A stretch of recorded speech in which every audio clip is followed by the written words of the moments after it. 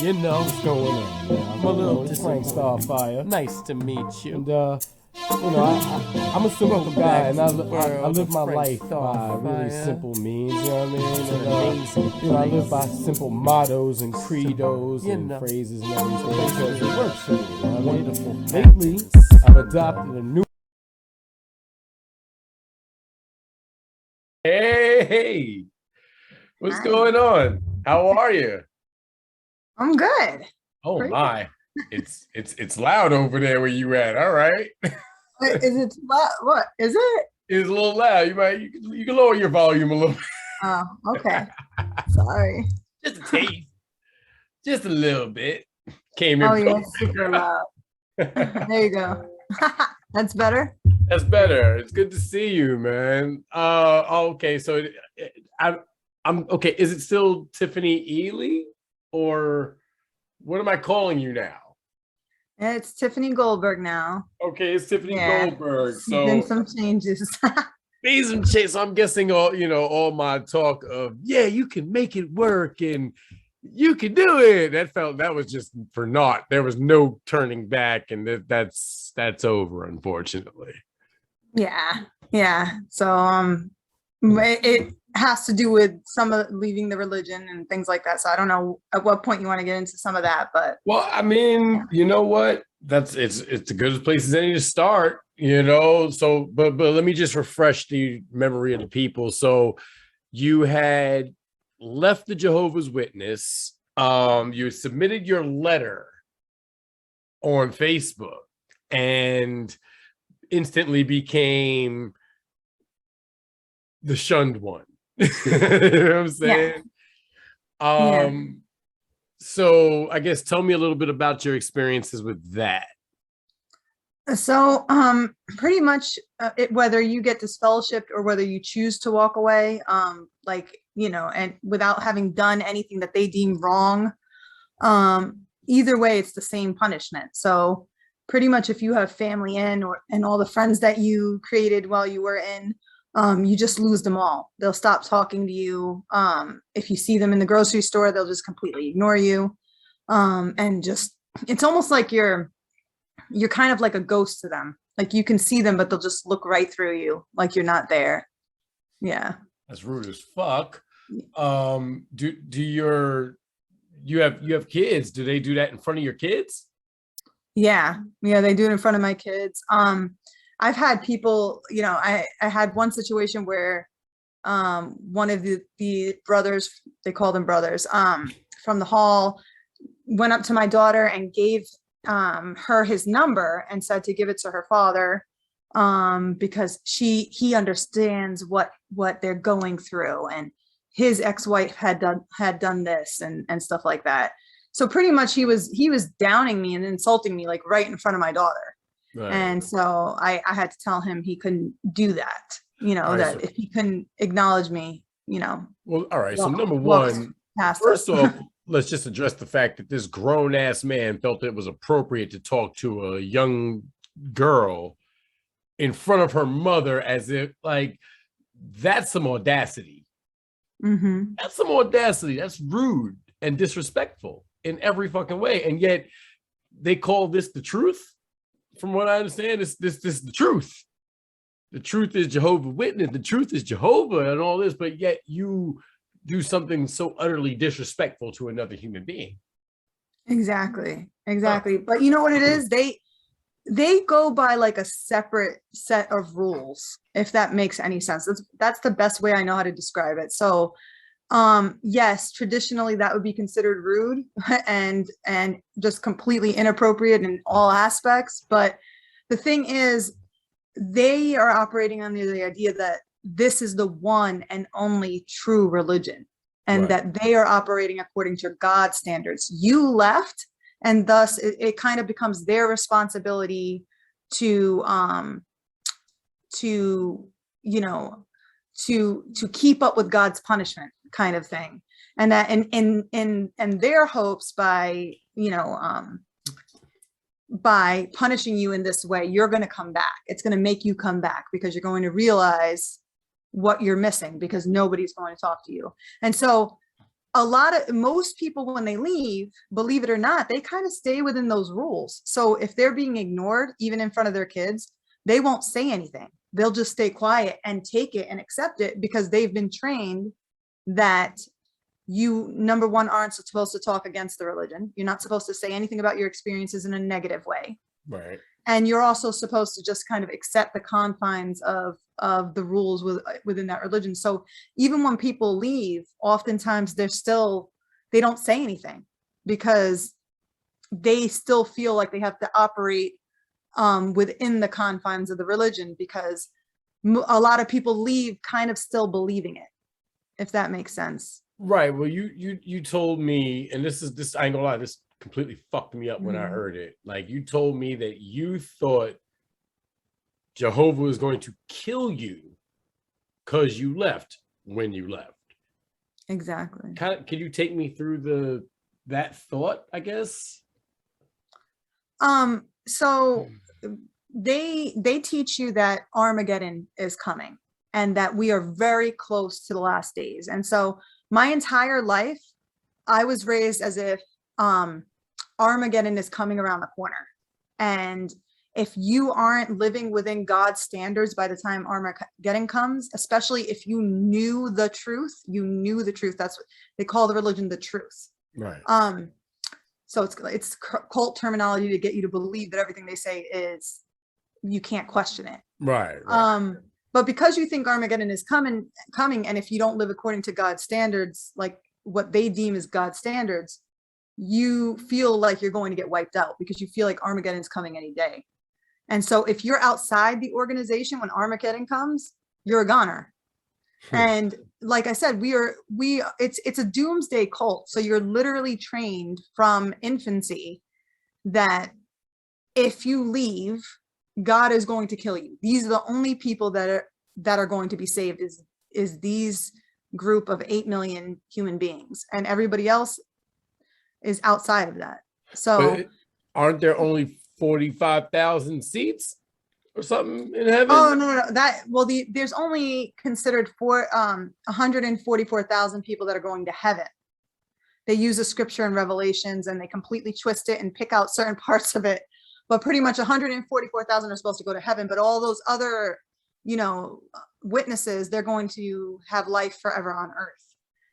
And so when I left, I really did. There was a part of me, even though I had done all the research, even though I tried to dismantle a lot of it, and even though I had all the evidence proving that this wasn't true anyway, there was still a part of me that was like, what if I'm wrong? What if I'm wrong? What if God's going to kill me? What if Armageddon's going to come and I'm outside and he's not going to forgive me? And then, they also create a big fear of being what's considered an apostate, which is pretty much anyone that talks against Jehovah's Witnesses, and that was in the religion and then left and talks and is honest about their experience. That's considered apostasy. So everybody the fuck else, basically. Anybody that was in the organization, baptized in, and then leaves and talks about it, not just. Wow. I wonder if they hold Ja Rule and Michael Jackson and them in that regard. They were Jehovah's Witness. They were baptized in. Did they talk down on them or shun them? I reckon not. I mean, with Michael Jackson, I mean, I think witnesses were kind of in the middle. There were some witnesses that loved him and thought like he was still kind of a witness and still kind of believed it. And there were some people that thought he was just a bad example. But I know they used to love to use Prince as an example. Oh, look, Prince is a witness. And he, Was he? Yes. Prince? Yeah. Prince Nelson? Yeah, he was a witness. He was Jehovah? Go to the Kingdom Hall. Yeah. I did not know that. And ironically enough, Biggie Small's mom. That I knew. Yeah, she goes to one of the local congregations, and my then mother-in-law, like she met her and everything. Valletta Wallace. Yeah. Well, but you can see how Biggie kind of went astray from that. Like, Ja Rule grew up, I believe. The Wayans brothers, all fame, like the Wayans family, they were all famous Jehovah's Witnesses. That decided it was like, nah, this ain't the life for us. We're gonna do something different. and maybe, and look at them, all very successful people. Mm-hmm. You know what I'm saying? That should be taken into account when they realize, like, oh, well, you know, I guess they don't need, like, you could, like, it's like you could see, like, okay, outside of this, you can flourish. Mm-hmm. But the fear of Jehovah smiting you keeps you in line. Exactly. Yeah, but remember, their view of success isn't what the average person's view of success is. Their view of success is if pretty much if you just make it over the finish line to this new world. You know what I mean? That's stupid. You're not supposed to make anything of yourself in this system of things, they call it. You're not supposed to have ambitions and dreams and hope in this world. Your whole point is survive so you can get to the new world, and then you can live. And then you can... Well, that sounds like most religions to me. And it also sounds like they're basically saying, hey, live this life, be a good slave to your husband, and shut the fuck up. Yeah. I mean, I definitely think it's a concept that goes through all religion, that, you know, every religion, regardless of whether it's Christian or other forms of religion, pretty much all of them are like, yeah, this is the one way, and this is how you're going to make it, and this is your hope. And you know what I mean? If you don't do it this way, then you're going to, you know what I mean? They all have that same kind of concept of living eternally. But I think what's different is that Jehovah's Witnesses live as though it's going to happen tomorrow. And whereas many religions teach it almost like in theory, oh yeah, this is what we believe. They don't really live their life completely like that, if you know what I mean. Like even, you know, other religions, you know, a lot of times will be okay with you going to college and things like that and stuff like this. Whereas with Jehovah's Witnesses, it's like they'll show you videos where it's like horrible things happening to people that decided to do something with the future. They'll specifically show examples of like people getting a great promotion at their job and turning it down so they can serve Jehovah. And you know, they'll interview people that give up pretty much, you know, high paying jobs, you know, scholarships into college. They love to show these examples of people turning that down to serve more in the organization. So I think that's the difference between, you know, that's one of the things that make Jehovah's Witnesses more like a cult or a high control group, because it's just literally all encompassing of your life. You know what I mean? You're going to make all of your major decisions with the idea that Armageddon is literally coming tomorrow. You know what I mean? I mean, there is no planning for the future, you know? But that's very short-sighted, because they've been waiting for quite a long time for this to happen. And apparently this is supposed to happen like they always, like, you know what I'm saying? Like every doomsday cult, they always tell you it's coming now. And, you know, the day comes and it's like, no, we meant 10 years from now, you know, the prophet says, da, da, da, da, da, or whatever, you know, whatever magical spinny wheel they're using, whatever the fuck. And yet this manages to influence thousands of people. I don't know how big the Jehovah Witness is in like terms of like size and of membership, but I do know it's got a global reach. How has a cult managed to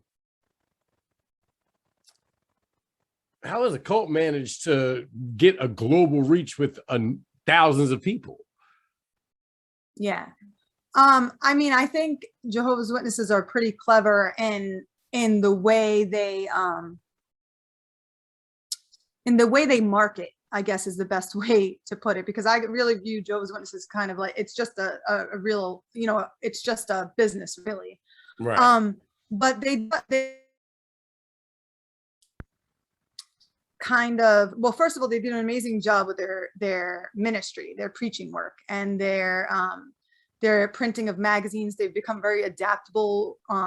Like they move with technology. So like now a lot of the stuff is on jw.org. And they create, you know, videos for kids now that I've make it seen fun and one of exciting. those. Sorry about that. We had a couple technical difficulties. Wherever Miss Goldberg is having Wi-Fi issues. That's right. It's your fault. Because I'm hardwired in. but no, what I was asking is like, how is it that a cult can get a global reach of, I guess, hundreds of thousands of people since its inception? Like when it started, what, in the 40s and the 50s, I guess? It started in the early 1900s. Early 1900s. Yeah. And somehow has amassed a global reach. Yeah. And yet you've clearly moved past the teachings of it. You say you woke up you because you couldn't answer a question your daughter asked you. You said, matter of fact, let's just cut the bullshit. Right now, your name is now Goldberg. It used to be Ealey. How did we get from that to there? Okay, you asked a couple of questions there. Are we talking about? All right. Because the truth is, I don't expect you to know how a cult managed to get a global reach the way it has. Yeah. You know what I'm saying? I'm sure it's no, but I would be kind of just guessing, but I think it was also the time that it came into inception. Right. Because I believe, I could be wrong, but I believe Mormonism came around the same time.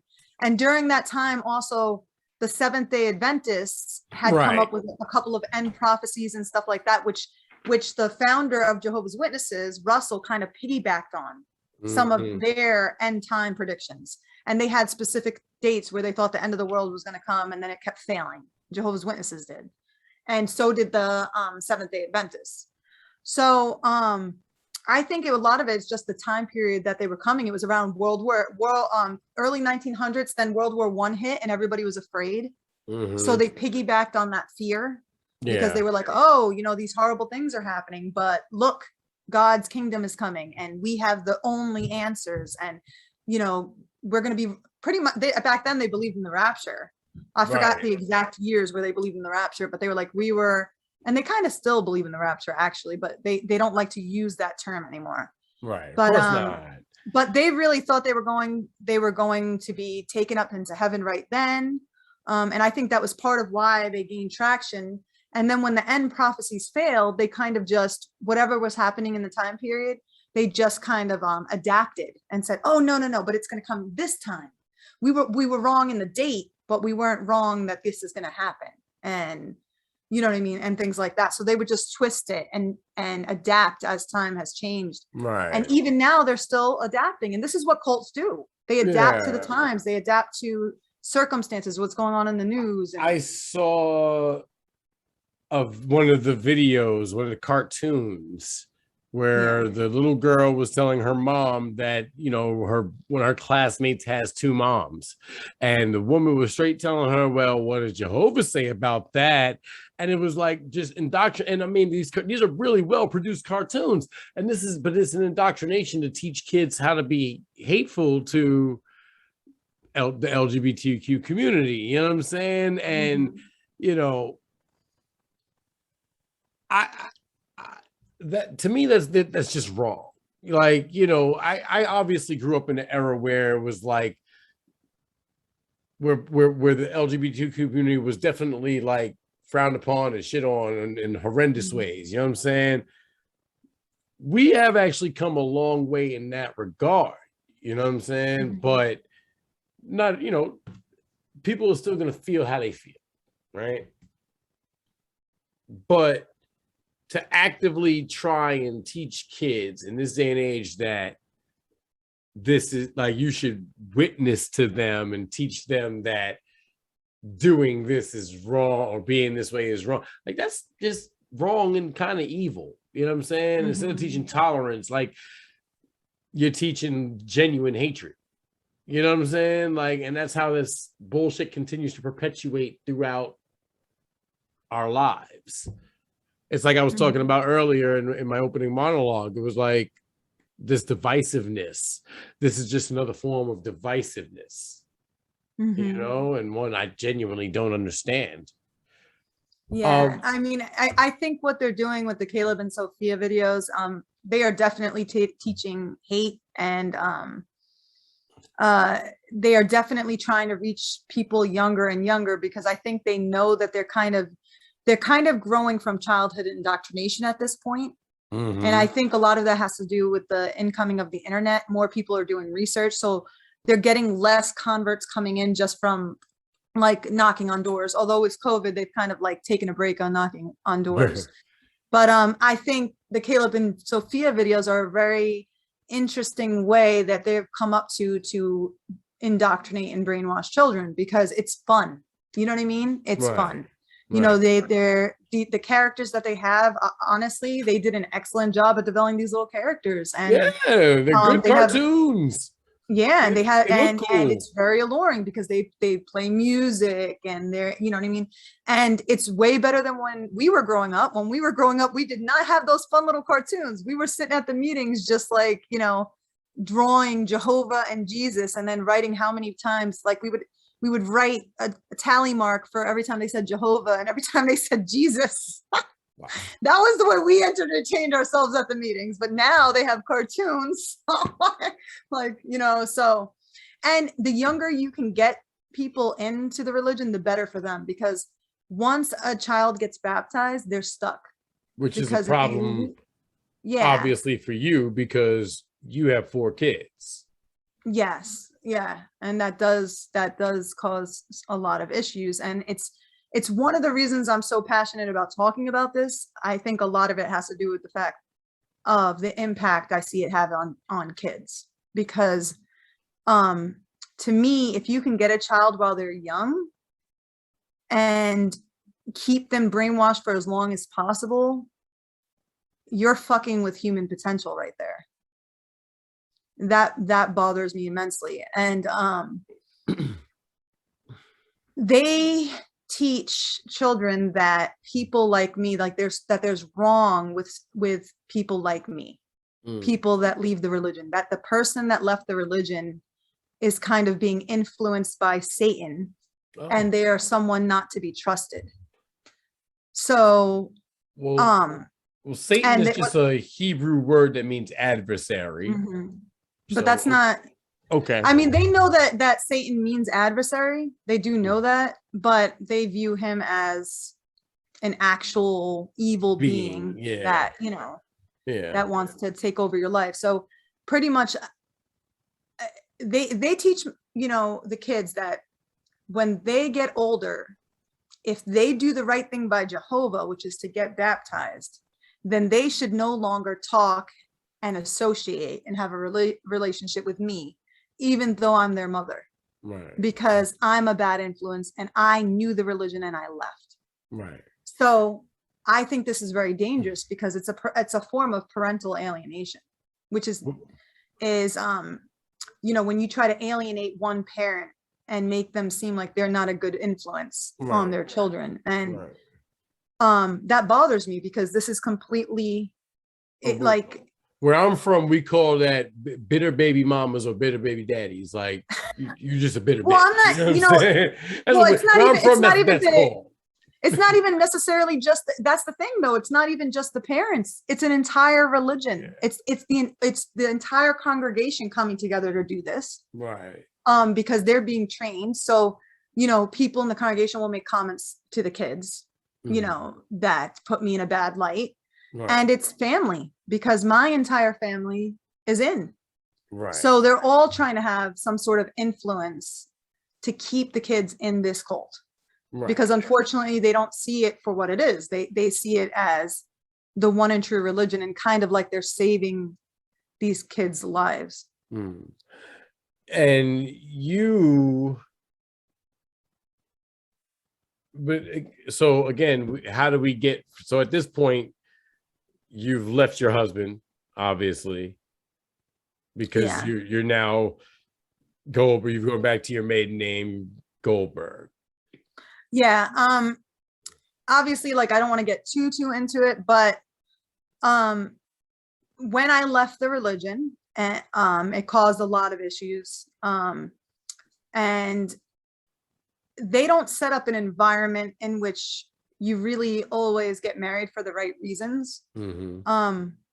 One, because in that religion, you know, you're a chaperone the whole time through your dating process. So you don't get to know each other in a more intimate and private way where you can really ask deep questions without, you're constantly kind of being watched, which is an awkward way to get to know somebody. So, you know, for that reason, and also because in the religion, you're taught to pick people because more on title and status within the organization, rather than qualities, you know, of how compatible you are. You know, do you have the same plan in life? Do you, you know, view things through a similar lens, or can this person help you grow? You're not really taught that. You're taught more, can this person help me with my goals in the organization period? You know what I mean?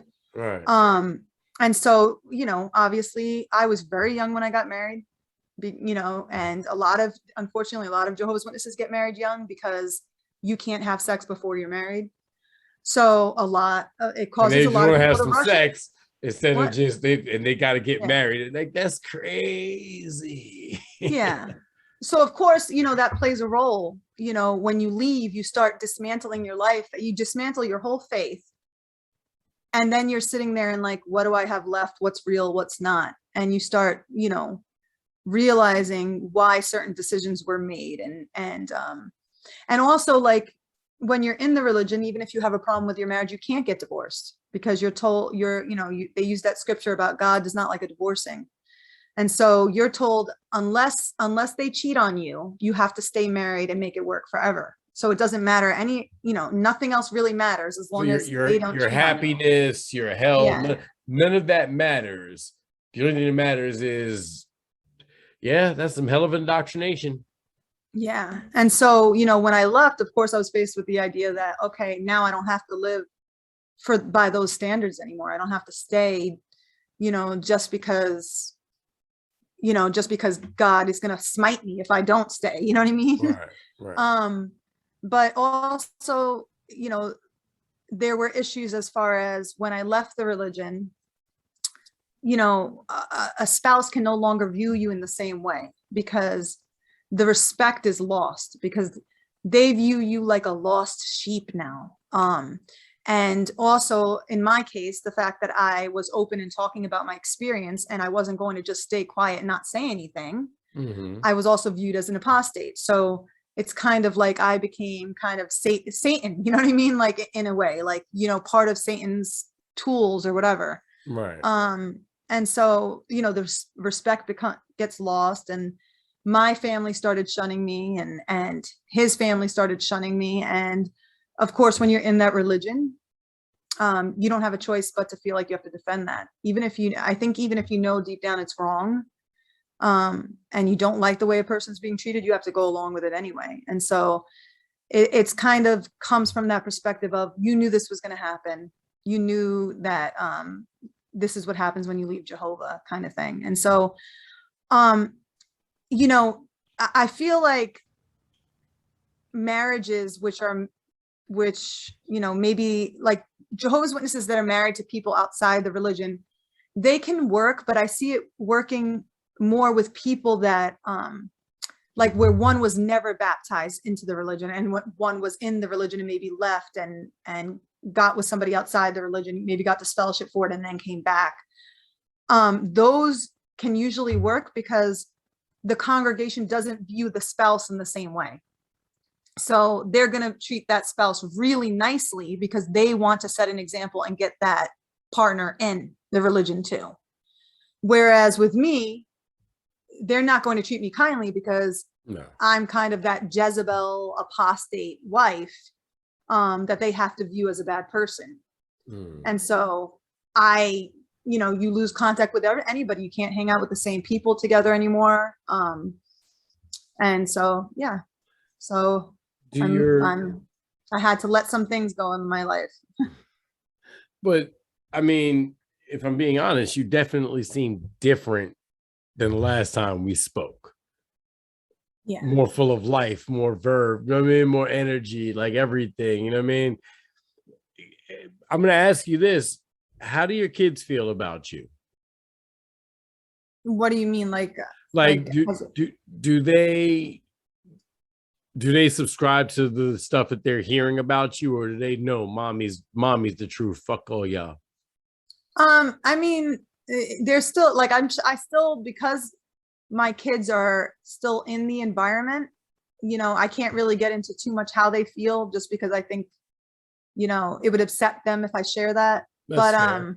yeah, just because, you know, they're still dealing with pressure being in, you know what I mean? They're still, unfortunately, my kids have been ostracized because I left Right. a lot from the religion. Because they're affected culture. by it too. Like, it doesn't just affect you. Yeah. This does affect them. You know what I mean? In Mhm. that they're going to be viewed negatively, but they're going to push it them much harder to try and get them to come into the fold, to not be Yeah. like, mom.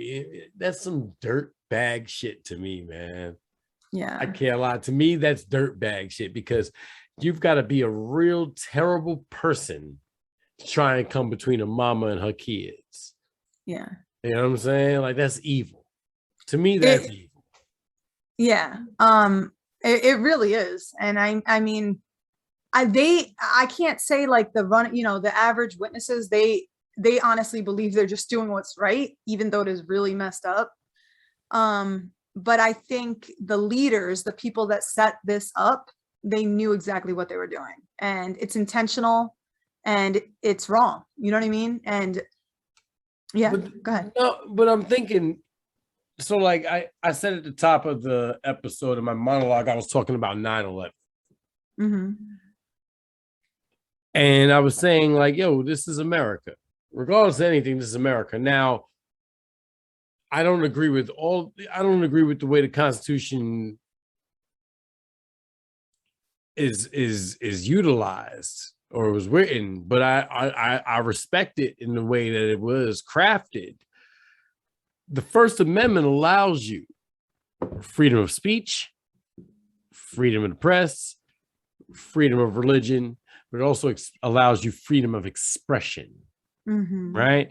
So the very idea that you have to hide who you are to be a good Jehovah Witness, well, that's the very definition of violating my First Amendment rights. You're violating my freedom of expression. I can't express myself. I can't be who I am. You know what I'm saying? I got to be this perfect person. I got to be that in order to be loved. And as far as I'm concerned, or as far as I know, God is unconditional love. So how you gonna put conditions on the love of the Lord? You know what I'm saying? Like, that makes no fucking sense to me. Yeah. There is definitely no freedom of expression.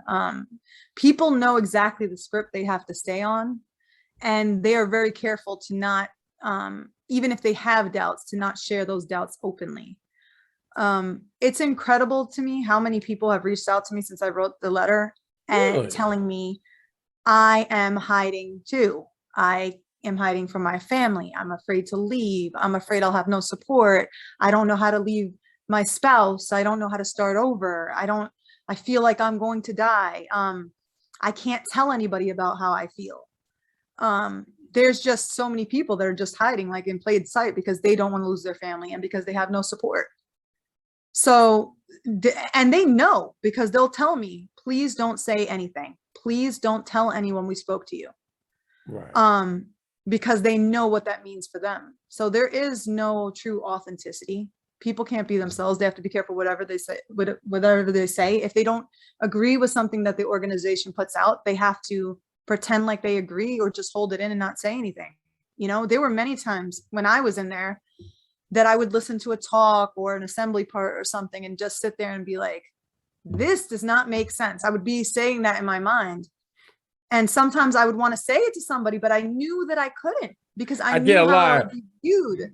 I can't lie. Knowing you, I'm surprised you didn't open your mouth and be like, nah, this is bullshit, y'all. They selling us the wolf tickets here. What are we doing?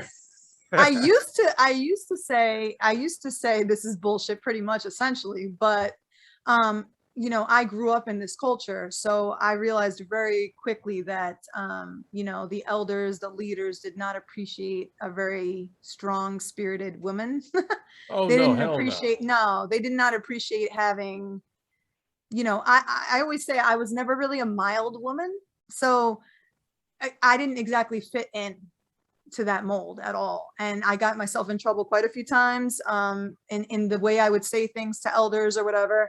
And so eventually I learned to shut that down. I really did. I learned to, I became very mild, very kind of like a pushover, and just accepting everything, and just, you know what I mean? Right. Being very, you know, very good, you know, is the best Demure. way. Yes, I learned to be that good housewife that they wanted me to be, you know, and which was not true to who I am. Right. But once I was leaving, I said a lot of things. I said exactly what I felt about stuff, which was nice. But like even towards the end, when I was expressing my doubts, you know, when I did say what I felt, instead of trying to help me, you know what I mean, the way they, you know, the way they portray themselves, like they want to help you spiritually, they compared me to Eve, you know, because, you know, and now I'm like, you're comparing me to Eve as if that's a bad thing, but at least Eve had like a sense of curiosity about her. Right. So she had a brain. She you know used what her I mean? mind. Yeah. So I mean, you know, but at the time that was really hurtful for them to compare me to Eve, and they're like, you know, she's the one that got us into this mess, essentially, is what they were saying. And but like even with my kids, you know, when they try to express themselves now, you know, I'm not going to try to get too into the incident, but we've had people tell us that our kids can't hang out with their kids unless they are within earshot, so that they can hear everything my kids are saying to the other kids, Right. because they don't want my kids spreading their ideas to their kids, or their thoughts, or accidentally saying something that I said, or, you know what I mean, shared with them, or that we talked about together. They don't want them to spread those ideas to their children, which is I'm going to make this available for kids so they can watch this video.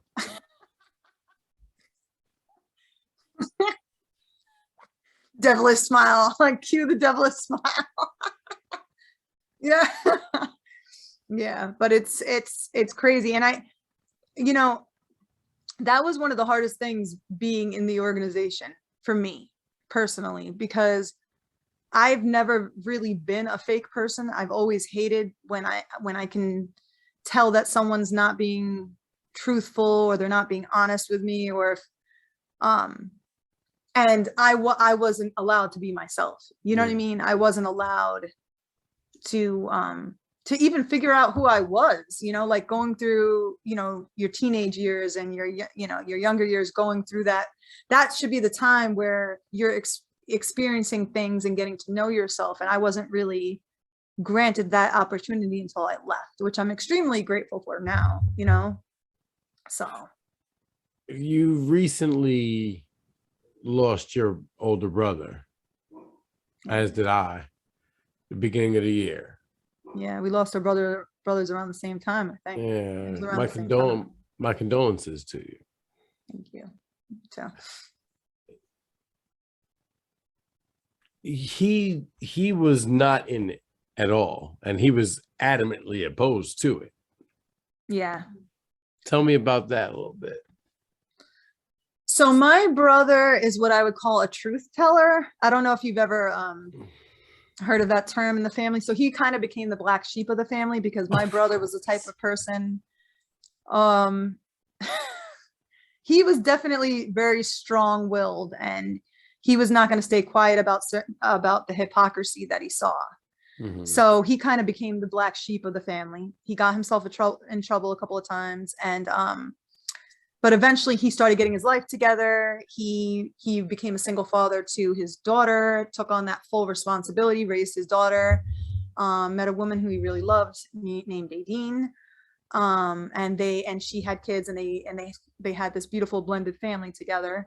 And but during that whole time, you know, even after he, you know, really got his life together and was doing really well with himself, we were not really on talking terms all those years, and the religion had a lot to do with that. Right. Because you're taught to keep very limited association with people that are in the world, so that people that are outside the organization.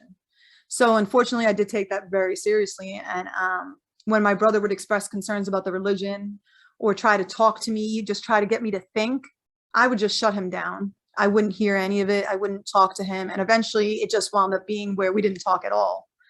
But then I put in my letter, and I think it was like a couple months after I put in my letter, I said, what am I doing?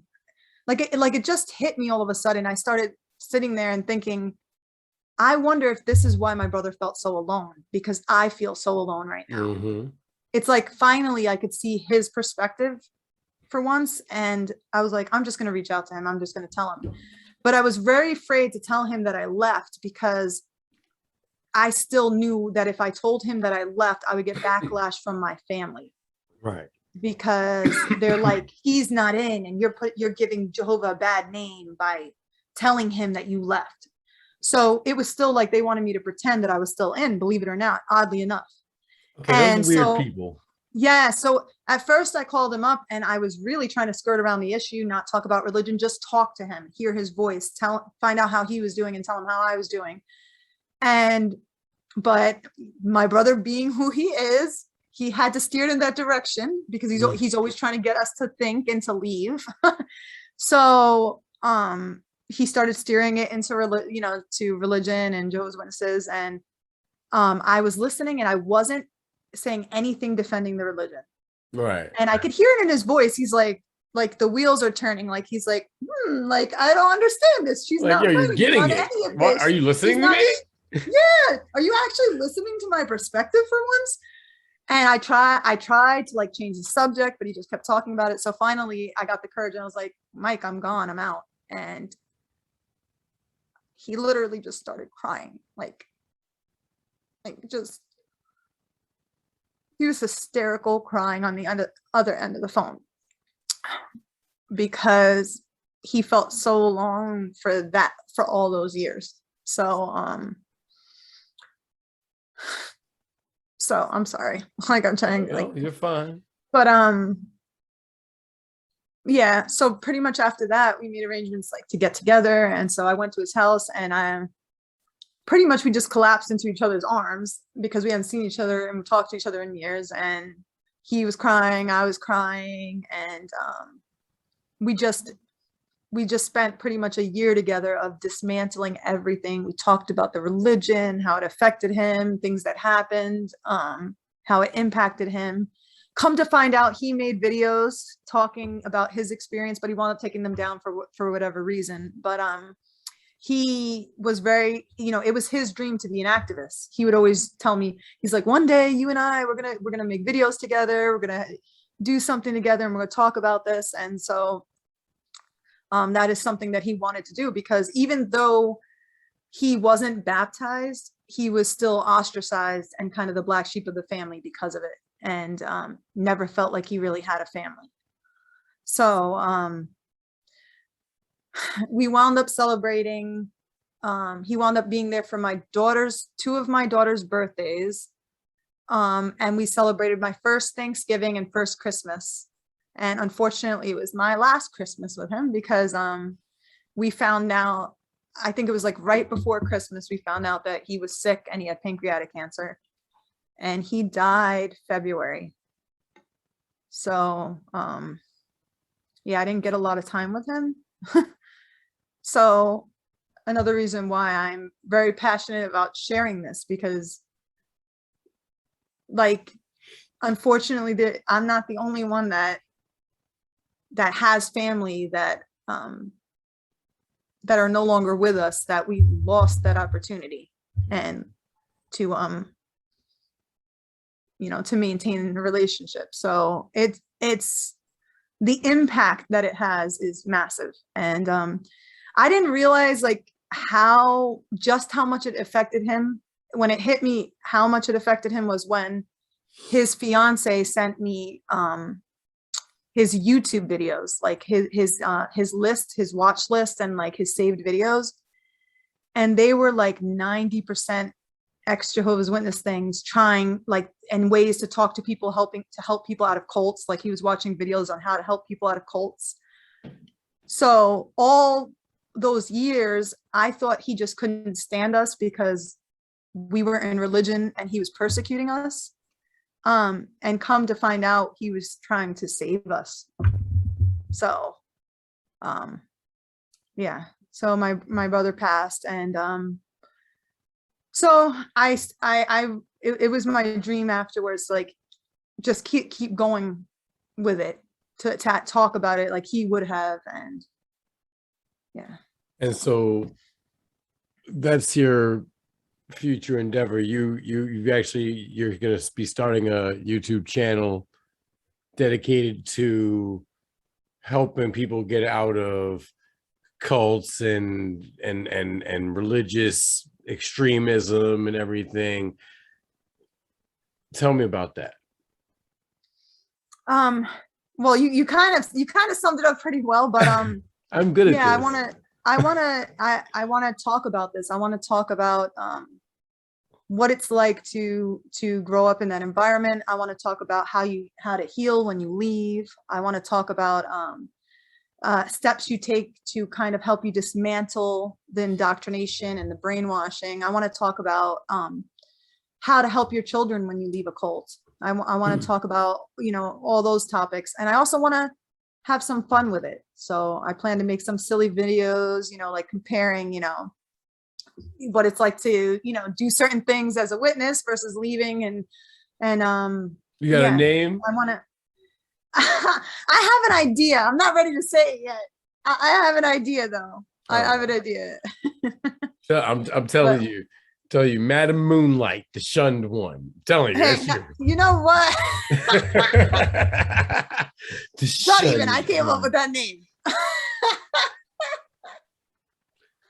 I mean, listen, because the truth is, you look like you're doing a lot better than the last time we spoke. You look like you're actually happy. You look like you're actually building towards something. And I gotta say, I'm proud of you. And you've been under the protection of Frank Starfire this whole time. You know what I'm saying? I'm fucking with you. But but I'm just glad you're doing better. I'm glad you're doing well. And you know what? I think your brother would be very proud of you to see how far you've come. Because I ain't gonna lie, I look back at that first interview we did, and it's like it's night and day. Like you're vastly different, and it's beautiful to see. So I'm proud of you. Thank you. Appreciate it. You're welcome. I've had some help, so. Well, I'm sure. Well, I bet. You know what I mean? Listen, somebody's always wanting to help you, girl. Go on now. But what I am, like I said, what I am most happy for is that you can clearly see that you've moved beyond the indoctrination, the tyrannical rule of the Jehovah Witness elders and brothers and shit. You've gotten past it. You know what I'm saying? That tells me that anybody else that, if they so desire, they too can get out of it and get past it. You know what I'm saying? And move forward. I believe you when it wasn't easy. You know what I'm saying? Like you've literally lost your family. You've lost you know what I'm saying? Your husband, you lost these things, but you seem like it's definitely, weirdly enough, it's for the better, if that makes any sense. It just seems like it's like a weight has been lifted off of you. Yeah, I mean, I still miss my family immensely. I miss the relationship we had. I miss being able to call them up and being like, I had a really fucking sucky day. Can I just talk to you? I miss being able to have that. And just to have, like when my brother was alive, being able to call him and being like, do you remember when this happened? And, having, that sibling, I have siblings, but I don't have any relationship with them. So, I miss all those things. But with that being said, the loss of friendships and stuff like that, nothing compares to your own personal peace of mind. Nothing compares to freedom of thought. and the ability to go anywhere you want to go with life. And also nothing beats authentic relationships to me. You know, I will take 3 authentic relationships over, 30 fake conditional ones. And so, like if things could be different with my family, I would make it so. But I have found greater happiness being able to be true to myself than trying to maintain those connections. And unfortunately, as long as the religion is involved, Jehovah's Witnesses can't be happy for you. They can't think that good things are going to happen to you. They can't celebrate for you. They can't be happy for you. Right. So, you want people around you that are going to be happy when you succeed and cheer you on and be there for you. And they can't do that. So. But you do have that. I have my handful of, yes, I have a handful of people that are family that I can be that way with and that are like that for me. Definitely. Yeah. And I want to soon, we're going to get into a lot more of that at some point, and definitely when I start my channel too, more of that story. So. All right. Sounds good. Well, Tiffany Goldberg, Madam Modesty. Listen, I want to thank you so much for sharing your story with me. Like, because you said that what really prompted this was that you hit me up and you told me like you felt like the first one you had held back some. And I'm glad that you reached out and decided you wanted to spread more and share more. I do appreciate that. So definitely keep at it, my love. Keep at it. And again, let the motherfuckers know you under the protection of Frank Starfire. I got your back, man. They ain't got nothing for you. But for Tiffany Goldberg, for your boy Frank Starfire, this here has been the Just Be Frank podcast. I appreciate y'all for joining me as ever. Just do what you do, man. Be blessed, be safe, stay good out there, man. Spread love as much as you can, and help those in need. You know what I'm saying? If you yourself need some help, don't be afraid to reach out. Ain't no shame in reaching out to get some help from people. You know what I mean? Ain't no shame in that. I, of course, am again your boy Frank Starfire. One love, abracadabra, peace.